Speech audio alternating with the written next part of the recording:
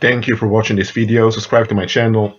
In this message, I'm not reminding you of anything, even though this year I'm only making remind videos. I want to encourage you. I kind of want to compel you to do the following. Begin to look beyond your circumstances. Let me repeat it. Begin to look beyond your circumstances. Because this is something, when you just think about it, you sit down and evaluate it, it's the most intelligent thing to do at all times. But people in general, that includes most of the world's population, I dare to say over 99% of the world's population never does this. Only when they reach a deep crisis in their existence that they really have no way to go. It's only then that some think of looking beyond their circumstances. A lot give in to the bad circumstances, become depressed, they go to drugs or they join religion or whatever. I'm telling you, begin to look beyond your circumstances. Just think about it. You grew up somewhere. So you learned a native language. You also received values and expectations of your community. If something goes wrong, why is it wrong? It's wrong because it's not in line with an expectation. And here's another thing. Is that expectation right? Does that expectation add up? Is it even practical for you? Okay, let's say something goes wrong. Someone is upset with you. Look beyond. He or she is upset, right? Why are they upset? And if it's not you, it means it's them. And that means that you need to make plain to yourself it's not you. But a lot of people have learned to be respectful, have learned to be this and that, so they tend to give in to the negative will of someone else, even though they should just walk away and drop it. And listen to what I'm saying here. When I was in my early teens, well, I say early teens, like 10, 11 years old, from then already, I knew already that a lot of folks just don't add up. I had no PhD in psychology. I had no years experience as a psychotherapist. I didn't even know what psychology and psychotherapy was. But as a kid, I realized some people just don't add up. Both from my peers and adults. I knew they didn't add up. And I also knew, instinctively, I knew that trying to reason and solve things with these people is not going to happen. They will only use what you say and do against you. And they will always come up with some reason why they will it. So from that time already, I knew that some people just have a negative will that they don't want to give up.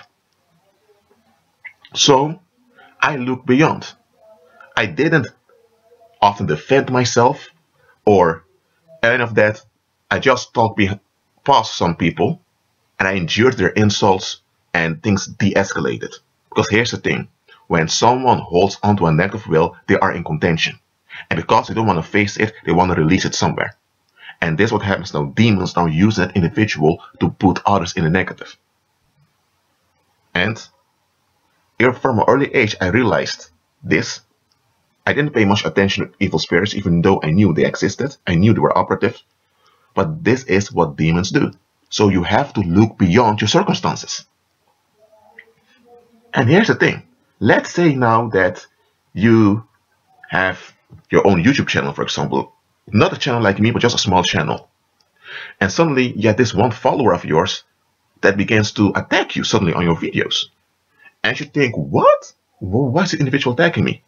Then a month later, when you block that YouTube user, you go to your analytics and you notice that 2 months earlier, your views increased.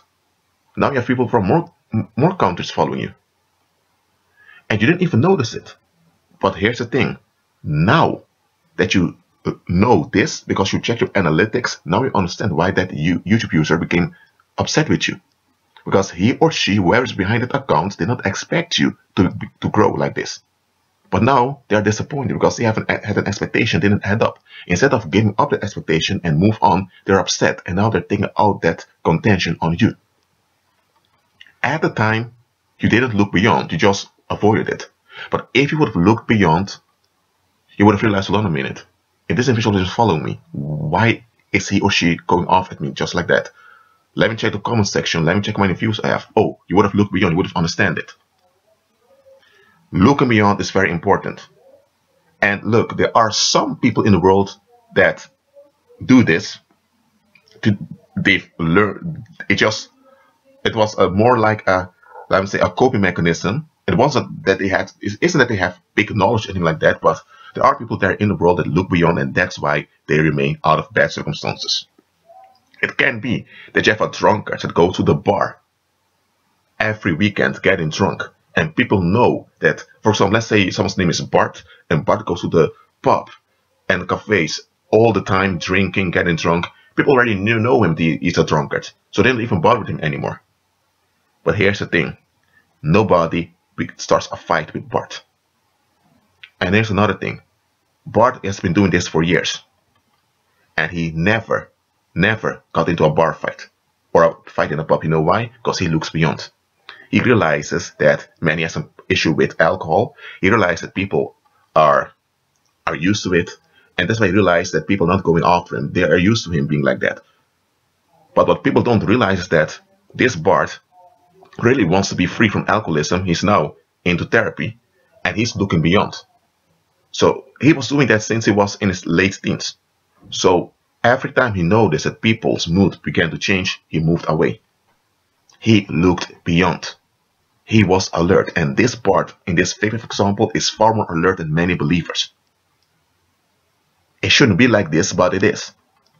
I'm telling you, begin to look beyond your circumstances. And look at this. When you look beyond your circumstances, you can see things coming. I'm not talking about clairvoyance and all that crap. Okay, if you're looking outside and you notice the gray clouds and the gray clouds are becoming bigger, then you know, and you also realize that those clouds are moving in your direction, then you know that soon it's going to rain. So what are you doing then? You're anticipating, you're putting on a thicker coat. And if you intended to go with your car, but you realize it's going to be a lot of rain, you may think, okay, I'm not going with the car because it may become dangerous on the road. Right? If you know that the roads are a bit ill-maintained around you, then you may think, okay, then I'm going with the train. You get what I'm saying? Because you look at the weather and you notice the movement, you could anticipate. Now, you cannot prevent the storm, the heavy rain from coming, but you can anticipate, so you will pass through it unharmed.